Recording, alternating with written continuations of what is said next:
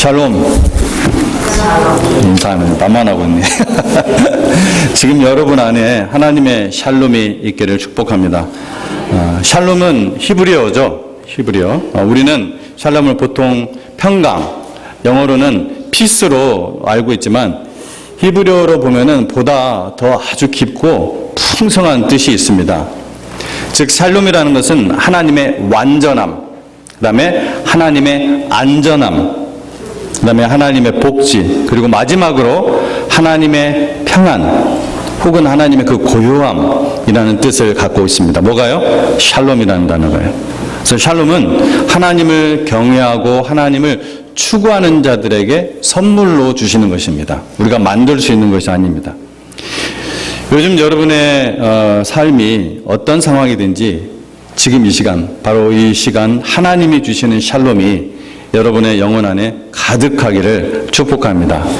샬롬, 샬롬, 샬롬. 우리가 지금 전쟁이 없고 자유가 있는 이곳에서 하나님께 예배를 드릴 수 있다는 것이 얼마나 감사한지 모릅니다.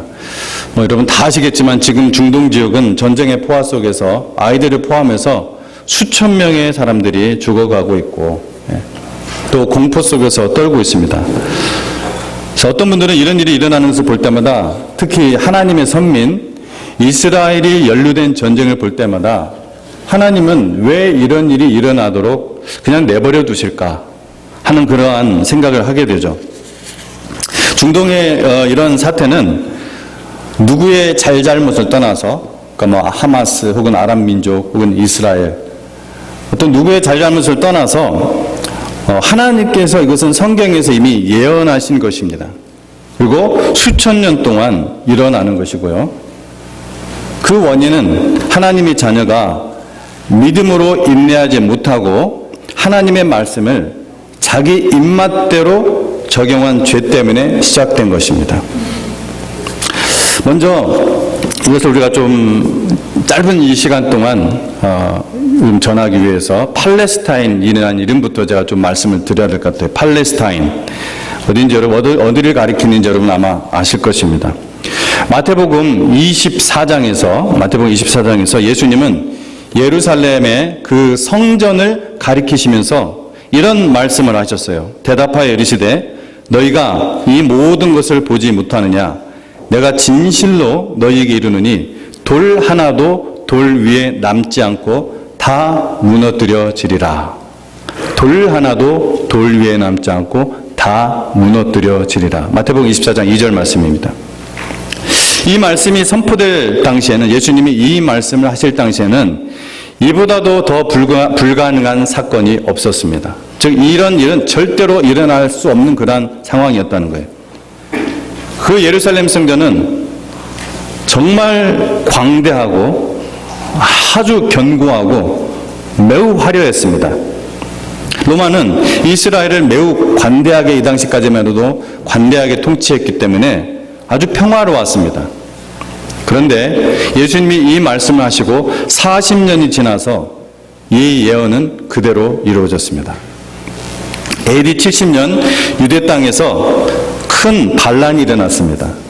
그래서 이 반란을 진압하기 위해서 로마에서는 여러분 잘 아는 티투스 장군을 파견을 했습니다. 이 티투스 장군은 이 예루살렘 성전은 딴 건 몰라도 이 예루살렘 성전만은 안전하게 지키고 싶었습니다. 그래서 예루살렘 성전이 유대인들에게 어떤 의미인지 잘 알고 있었기 때문에 정말 함부로 하고 싶지 않았던 것입니다.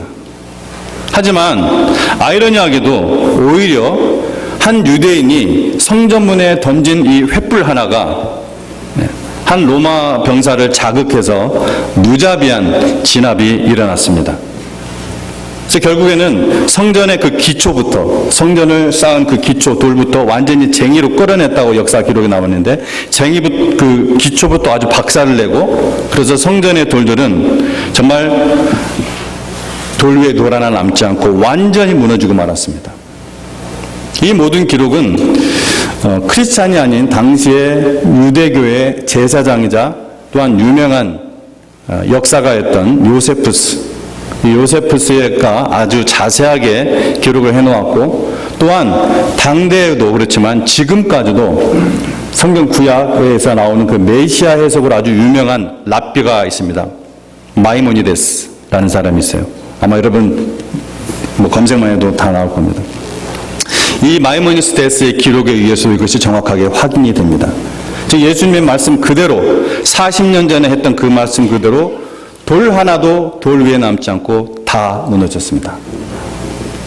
그리고 AD 2세기에 큰 반란이 다시 한번 유대 땅에서 일어나게 되는데 이 반란을 진압한 로마의 황제 하드리아누스라는 황제가 있습니다. 이 하드리아누스는 뻑하면 반란을 일으키는 유대인들이 아주 골치가 아픈 거예요. 골치가 아파서 이 유대라는 이름을 그들의 역사 지도에서 완전히 지워버립니다. 그리고 오랫동안 이스라엘 사람들을 괴롭혀왔던 민족이 하나 있죠. 블레셋. 이 블레셋 족속의 이름을 따서 이 땅의 이름을 블레셋 사람들의 땅이라는 뜻으로 팔레스티나라고 이름을 줘버립니다. 유대를 싹 지워버리고 팔레스티나 이렇게 이름을 만들어버립니다. 그 후 이곳은 한 번도 독립국가가 형성됐던 적이 없어요. 여러 민족들이 다른 나라들에 의해서 통치되어 왔지만 한 번도 독립된 나라가 형성된 적이 없습니다. 그러다가 이 역사를 주관하시는 하나님의 섭리에 의해서 1948년 이스라엘이라는 국가로 비로소 회복이 됩니다. 형성이 돼요. 오늘날 그래서 팔레스타인 지역에서 살고 있는 민족은 팔레스타인 그 이름이 의미하는 블레셋 족속이 아닙니다. 그러니까 이 아라비아 반도로부터 이주하여 지금까지 살았던 아랍 민족들이에요. 그러니까 그 이름의 뜻과는 전혀 상관없는 민족들이에요. 그 이름에 근거해서 자기네 땅이라고 주장하는 것은 전혀 근거 없는 역사적 사실이라는 것입니다. 그런데 성경을 잘 모르는 역사가들은 이 이스라엘의 유대인들과 그 다음에 팔레스타인의 아랍 민족이 반목하며 갈등하기 시작한 것은 이 19세기에 시작된 유대인들의 소위 시오니즘 때문이라고 주장을 합니다. 즉 팔레스타인의 아랍 민족이 독립국가를 형성해서 그 아랍 민족들이 거기서 살아오지는 않았지만 약 1800년 동안 살아오던 그 땅에 유대인들이 소위 시오니즘이라는 그 바람을 타고 다시 그 땅에 돌아와서 아랍인들을 쫓아내고 이스라엘 국가를 건설했던 19세기 말부터 20세기에 시작된 것이라고 주장을 해요. 그 갈등과 반목은. 언뜻 맞는 말 같지만 성경을 보면은 그 증오와 반목은 훨씬 오래전에 시작이 되었고 그 대적 관계는 여러분 세상 끝날까지 주님이 다시 오실 그날까지 계속 될 것이라는 것을 성경은 예언을 하고 있습니다. 무생물에서 생물이 발생하고 또 진화되어서 원숭이가 사람이 되었다는 매우 비과학적인 주장을 믿든 안 믿든 한 가지 사실은 분명한데 당신은 죽습니다. 늙어 죽을 수도 있고 병들어 죽을 수도 있고 사고로 죽을 수도 있고 전쟁으로 죽을 수도 있습니다. 죽음은 죄에 대한 하나님의 저주입니다. 죽음이 끝이라면은 그냥 끝이라면은 차라리 좋지요. 죽음이 오히려 편할 수가 있습니다. 어떤 사람들한테는. 하지만 영적인 존재인 사람은 육체의 죽음이 끝이 결코 아닙니다. 새로운 시작입니다. 죄를 회개하고 예수 그리스도께 돌아오지 않으면, 즉 구원받지 못하면 지금 가고 있는 그 길에서 돌아오지 않으면 그 길 가는 그 길대로 영원한 지옥에 떨어지게 됩니다. 인류의 역사를 예언하시고 성취하시고 인간의 근본 문제인 이 죄와 사망으로부터 잃어버린 영혼을 구원하기 원하시는 이 창조주 하나님을 여러분 믿으시기 바랍니다. 창조주 하나님이 역사의 주관자이십니다. 여호와께서 아브라함에게 나타나 이르시되 내가 이 땅을 내 자손에게 주리라. 4000년 전에 말씀하신 것입니다. 누구에게 주신다고요? 아브라함에게. 그 땅은 애초에 모든 창조의 주인이신 하나님이 모든 민족을 구원하시고 또 복을 주시기 위해서 택하신 백성, 이스라엘 백성이 잘나서가 아니라 어느 한 민족을 택하셔야 되는데 가장 못난 백성을 택하셨습니다. 아주 고집스러운 백성을 택하셨어요. 일부러 그런 민족을 택하셨어요. 그렇게 택하신 백성, 또 구원자 아들 하나님 예수님께서 사람으로 오실 이 이스라엘 땅으로 창조주 하나님이 주신 것이지 어떤 민족도 또 이 땅을 자기네 땅이라 주장할 수가 없습니다. 오늘 본문 말씀 11절 12절을 보십시오.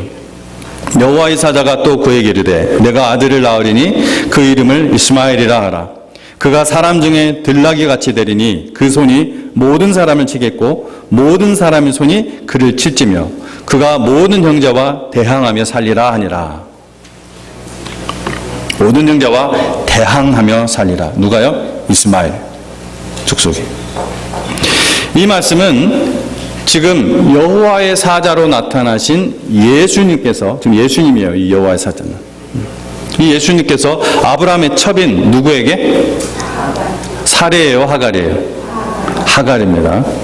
아브라함의 첩인 하갈에게 아들을 주시겠다는 약속과 함께 예언하신 말씀이에요. 이 말씀의 배경은 이렇습니다. 하나님께서 이 얘기를 잘 아실 거예요. 창세기 말씀은 아브라함과 사레에게 하늘의 별과 같은 민족을 형성할 씨를 주시겠다, 아들을 주시겠다 약속을 하셨어요. 근데 그 약속을 한 지가 수십 년이 지났어요. 사레의 지금 나이가, 지금 이 하갈이 지금 광야로 도망 나왔던 그때가 사레의 나이가 75세예요. 이 75세가 될 때까지도 아이가 없는 거예요. 사레는 아이를 낳을 수 없는 나이의 몸도 되어서 이제는 어떻게 하냐면은 수단을 부려요. 꾀를 내기 시작합니다. 즉 남편 아브라함이 자기의 젊은 몸종 하갈을 통해서 아들을 낳게 하면 되겠다는 그러한 생각을 하고서 아브라함을 설득시켜서 자기의 몸종 하갈과 동침하게 합니다. 단번에 아이를 갖게 돼요. 단번에 아이를 갖게 되었는데 문제는 하갈이 그때부터 주인인 사라의 자리까지 넘보며 멸시하기 시작한 겁니다. 하나님을 믿는 사람들이 어떤 불가능한 상황이 닥치면은 자칫 하나님의 약속을 기다리지 못하고 자기가 원하는 것을 하기 위해서 하나님의 이 말씀을 자기 방식대로 해석하고 왜곡하고 또 그것을 신앙으로 포장하면 이런 일이 일어나요. 정말 하나님의 영광을 위해서 하는 것이 아니라 당장 그것이 내 눈에 좋아 보이니까 이것이 하나님의 뜻이야, 이게 내 뜻이야 하면서 안 가요. 절대로. 이거 하나님 뜻이라고 하면서 가지. 그렇게 자기가 원하는 것을 얻기 위해서 하나님의 뜻이다 하면서 포장을 하면은 이런 골치 아픈 일이 자기 때문에 일어납니다. 이것이 바로 오늘날 중동 분쟁의 시작이에요. 이것이 인내하지 못하고 하나님도 불가능하다는 이 생각, 그죠? 불가능한 상황이 온 거예요. 이건 하나님도 못해. 이러한 생각으로 인간적인 수단을 부린 결과라는 것입니다. 자기 때뿐만 아니라 자자손손 오늘날까지도 후손들에게 고통을 안겨주고 뿐만 아니라 세계 모든 나라들에게도 무거운 짐이 되었습니다. 아무튼 이 사례가 그런 하갈을 보면서 자기를 멸시하는, 지금 얼마 되지도 않았어요. 아이가 태어나지도 않았어요. 아들인지도 몰라요. 옛날에 미리 이거를 확인할 수 있는 것도 아니고. 자기를 멸시하는 거예요, 바로. 어떻습니까? 속이 터지고, 열받고, 대노하게 되죠, 사례가. 결국 아브라함을 달달 볶고, 또 이 임신한 하갈을 학대하기 시작합니다. 근데요, 사례보다 하갈이 더 보통 여자가 아니에요. 아까도 얘기했지만 바로 그렇게 자기 주인을 멸시했을 뿐만 아니라 그래도 엄연한 자기 주인이고 자기는 몸종인데 지금의 시각으로 보면 안 돼요. 당시의 시각으로 봐야 됩니다. 자기는 몸종인데 그렇게 학대를 하면은 어떻게 합니까? 수그리면 되는데 멸시 안 하면 돼요, 그냥. 뭐 내가 죽으면 죽었지 그렇게는 못한다 하고 광야로 뛰쳐나가 버려요. 죽으면 죽었지 내가 그렇게 못해. 내가 사례에게 수그리라고? 절대 그렇게 못해. 아무것도 없던 사막으로 가면 얼마나 버티겠어요. 자기도 죽고 뱃속에 있는 아이도 죽죠. 아주 독한 여자입니다, 하갈이. 굉장히 독해요. 그래서 여호와의 사자로 나타나신 예수님이 제일 먼저 뭐라고 말씀하세요? 9절에 우리가 읽었던 말씀이에요. 내 여주인에게 돌아가서 그 수하에 복종하라. 이 말씀을 먼저 하세요. 다른 약속 주시기 전에 너 여주인에게 돌아가서 그 수하에서 복종하라. 돌아가서, 이 말은 많은 주석가들이 repent, 회개하라, 이 의미로 해석을 합니다. 즉 사라가 너를 학대한 것은 잘못이지만 사라는 어머니 너의 주인인데 또 생명의 주인인 여호와 하나님이 너에게 아이를 주신 것인데 네가 잉태했다고 내 여주인의 그 권위를 무시하고 복종 안 하고 멸시한 내 행동은 회개해야 한다. 자, 먼저 돌아가. 그리고 내 주인에게 겸손히 복종해. 그 말씀대로 하면 내가 약속하마 라고 10절 말씀에서 내가 내 씨를 크게 번성하여 그 수가 많아 셀 수 없게 하리라. 결국 하갈은 돌아가서 그 말씀대로 행해서 아들을 낳았는데 하나님이 지어주신 그 이스마엘이라는 이름을 아브라함이 직접 이스마엘이라고 이름을 지어줘요. 아브라함은요, 내 몸에서 날 자가 내 후사가 되겠다 하신 이 하나님의 말씀의 의미가 누구라고 생각했을까요? 이스마엘이라고 생각을 했어요. 그 이스마엘을 의미한다고 생각하고 이에 추호도 의심이 없었어요. 왜냐하면 그 뒤에 일어나는 일들을 보면 그래요. 99살 때 하나님께서 다시 나타나셔서 사라가 잉태하여, 누가 잉태하여? 사라가. 드디어 사례가 잉태해서 아들을 낳을 것이라 이렇게 하셨을 때도 다음과 같은 말로 장자 이스마엘에 대한 믿음을 버리잖아요. 17장 17절에서 18절인데요. 아브라함이 엎드려 웃으며 심중에 이르되 100세 된 사람이 어찌 자식을 낳을까? 사라는 90세니 어찌 생산하리요? 하고 아브라함이 이에 하나님께 구하되 이스마엘이나 하나님 앞에 살기를 원하나이다. 그는 이스마엘이 장자 될 것이라는 것을 조금도 의심하지 않았어요. 하나님의 직접 와서 말씀을 하는데도 웃었어요. 아브라함은 그만큼 이스마엘을 사랑했고 또 소중히 여겼습니다. 86세부터 99세까지 14년 동안은 이 이스마엘은 자타가 공인하는 아브라함의 상속자였습니다. 그런데 아브라함의 나이가 99세가 되었을 때 천사가 찾아와서 사례를 통해서 아들을 낳을 것이고 처음 약속하신 거잖아요. 100세 때 약속대로 사라는 이삭을 낳았습니다. 100살 때. 약속의 자녀인 이삭은 이스마엘이 태어난 뒤에 14년 뒤에 태어난 거니까 14년, 7이 2번 되는 14년 뒤에 이 이삭이 태어난 거예요. 이로써 이스마엘은 뭘 상실하게 됩니까? 장자권을 상실하게 되는 것입니다. 근데 그렇게 된 원인은 누구 때문이었어요? 사례. 사례.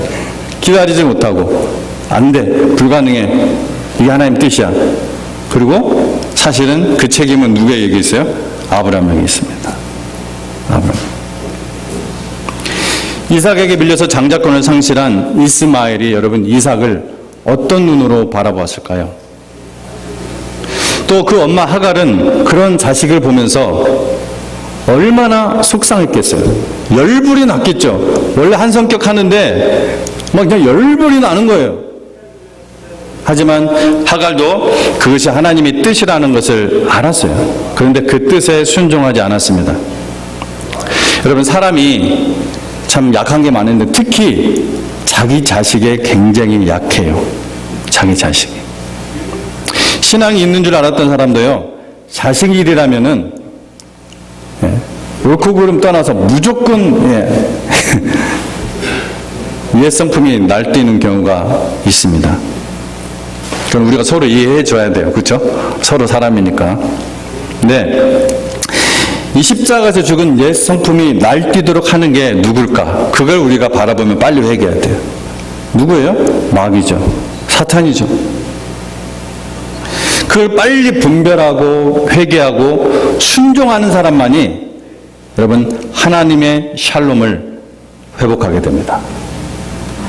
그렇지 않으면 하나님의 샬롬을 회복할 수가 없어요. 하지만 하갈은 그렇게 하지 않았습니다. 엄마가 그러지 않으니까 이스마엘, 아들 이스라엘 14살짜리 아이가 뭘 알아요? 이스마엘도 당연히 인간의 본성대로 행하게 되죠. 사례는 뭐라고 합니까? 아브라함에게 그들을, 그러니까 이스마엘과 하갈을 쫓아내라고 합니다. 아브라함이 어땠겠어요? 엄청 고민합니다. 엄청 고민해요, 성경을 보면. 근데 하나님 뭐라고 하세요? 사라의 말대로 쫓아내라고 합니다. 사라의 말대로. 처음부터 하나님이 약속했던 것은 사례를 통해서 나올 이삭이었거든요. 창세기 21장 8절부터 보면요. 사라가 본즉 9절부터 사라가 본즉 아브라함의 아들 애굽 여인 하갈의 아들이 이삭을 놀리는지라 그가 아브라함에게 이르되 이 여종과 그 아들을 내쫓으라 이 종의 아들은 내 아들 이삭과 함께 기업을 얻지 못하리라 하므로 아브라함이 그의 아들로 말미암아 그 일이 매우 근심이 되었더니 하나님이 아브라함에게 이르시되 내 아이나 내 여종으로 말미암아 근심하지 말고 사라가 내게 이른 말을 다 들으라. 이삭에게서 나는 자라야 내 씨라 부를 것임이니라. 그러나 여종의 아들도 내 씨니 내가 그로 한 민족을 이루게 하리라. 이때 시작된 이 두 사람 사이의 투쟁과 미움이 지금까지 그 후손들에게 이어지고 있는 것입니다. 이스마엘은 이제 사랑하던 아브라함, 아버지의 집을 떠나면서 북받치는 그 서름, 분노, 눈물, 버림받음, 배신, 허탈감, 소외감, 절망감, 억울함,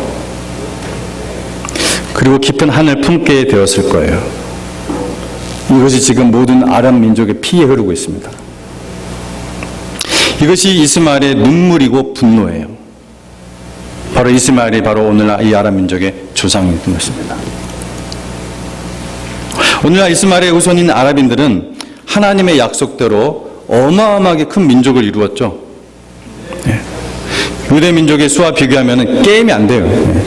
수로만 비교하면 이건 뭐 게임이 안 됩니다.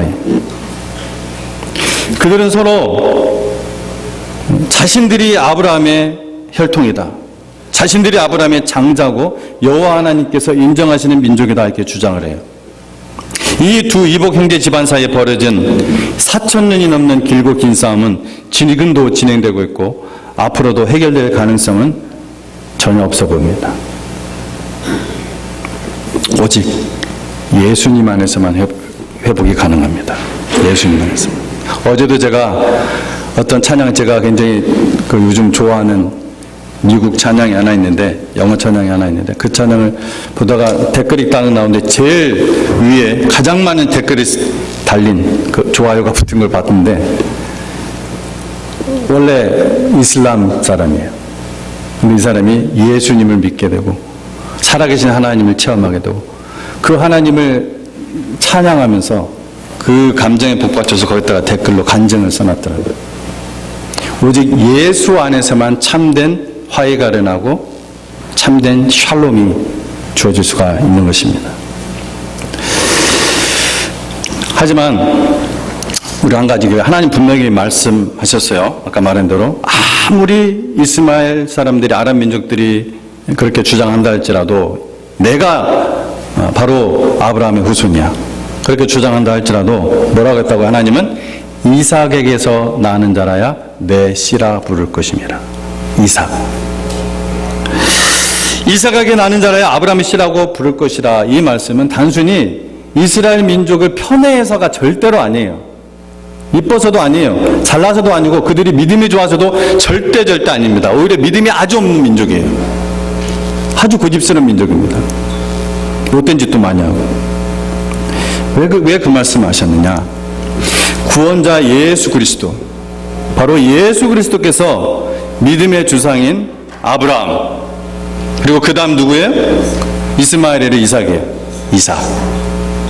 그리고 그 후손 야곱, 또 야곱의 12아들 통한 12지파, 그 12지파 중에서도 어느 지파로 온다고 했어요?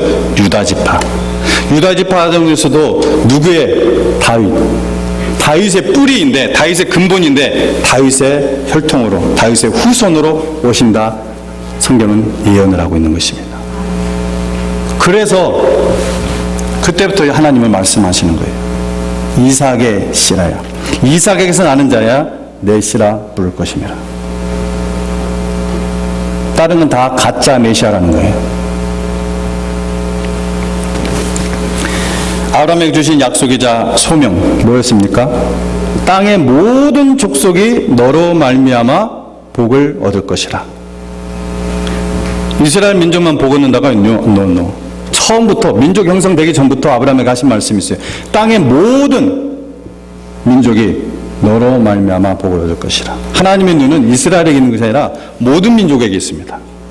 모든 민족에게. 이 말씀이 바로 모든 족속에게 전파되는 예수 그리스도의 그 복음을 통해 완전히 성취되게 하신 것입니다. 그러므로 너희는 가서 모든 족속으로 제자를 삼아. 뭐예요? 복음 전하는, 만민에게 복음을 전하라. 마가복음 16장 15절 말씀. 사도행전 1장 8절 말씀. 오직 성령이 너희에게 임하시면 너희가 권능을 받고 예루살렘과 온 유대와 사마리아와 땅 끝까지 이르러 내 증인이 되리라. 창세기 16장 12절에 기록된 그가 사람 중에 들나귀 같이 되리니 그의 손이 모든 사람을 치겠고 모든 사람의 손이 그를 칠지며 그가 모든 형제와 대항해서 살리라. 는 이 예언의 말씀대로 이스마엘의 후손인 이슬람은 모든 사람, 즉 전 세계 사람들을 두려워 떨게 하는 호전성을 가지고 있습니다. 들나귀처럼. 절대 말 안 들어요. 들나귀.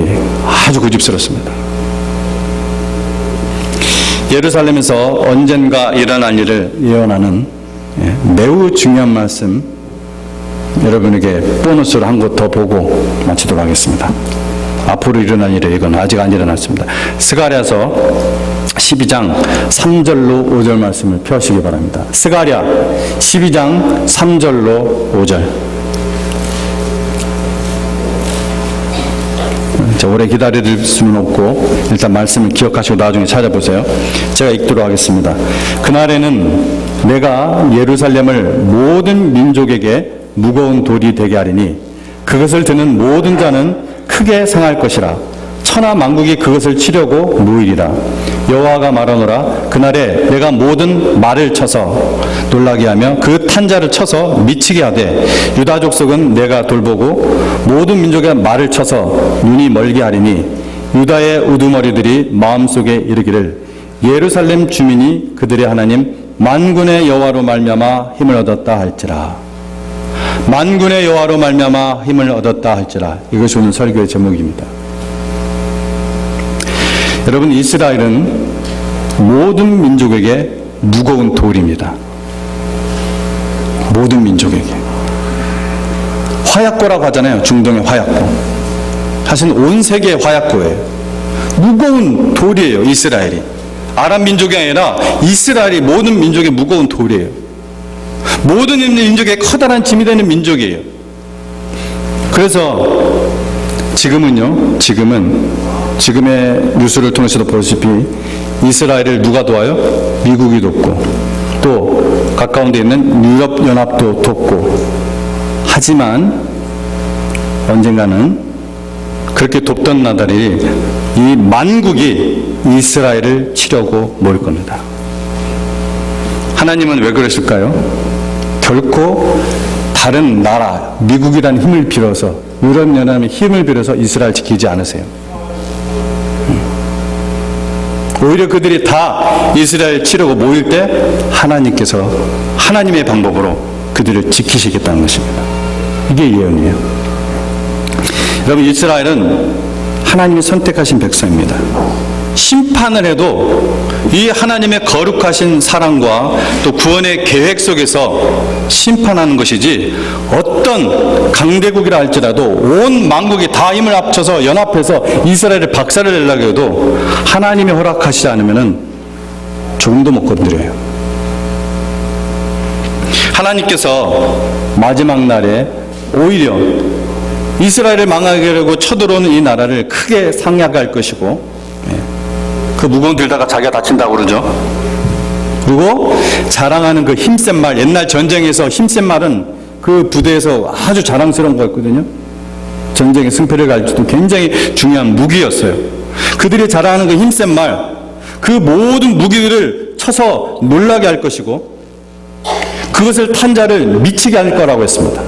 미치게 할 것이고, 모든 무기들, 그러니까 소용없게 하실 거라는 거예요.